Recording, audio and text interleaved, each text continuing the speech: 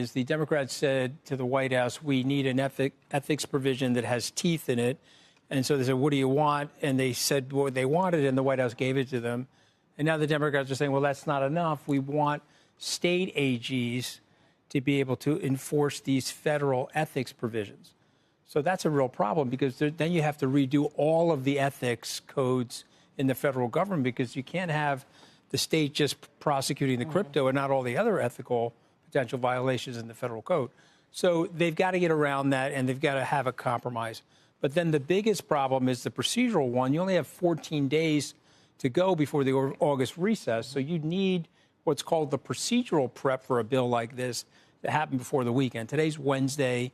That means sometime tomorrow afternoon we're going to have to hear that that's in play so they can get it down to the floor to vote. If it gets to the floor, it's going to pass. That's my opinion, because I think a lot of the younger Democrats are not going to want to go up against the crypto bros and their PACs come November. That's my opinion. If it doesn't get to the floor, it dies a brutal death.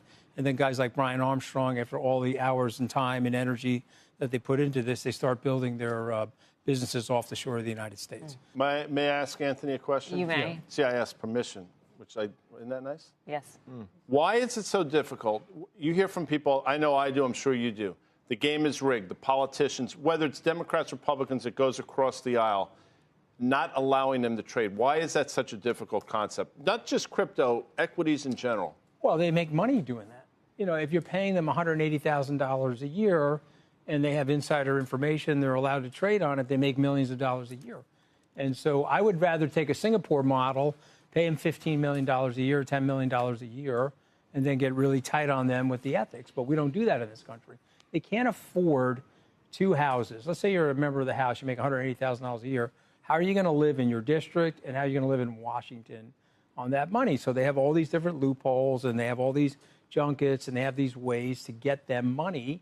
And, LinkedIn today, I'll send it to you guys. They showed Nancy Pelosi's stock market performance versus the S&P and Warren Buffett. It's remarkable. Okay, so it's remarkable. And so is that fair? Does it make sense? It doesn't make sense. Remember, when Peter Schweizer's book came out in 2011, they banned it.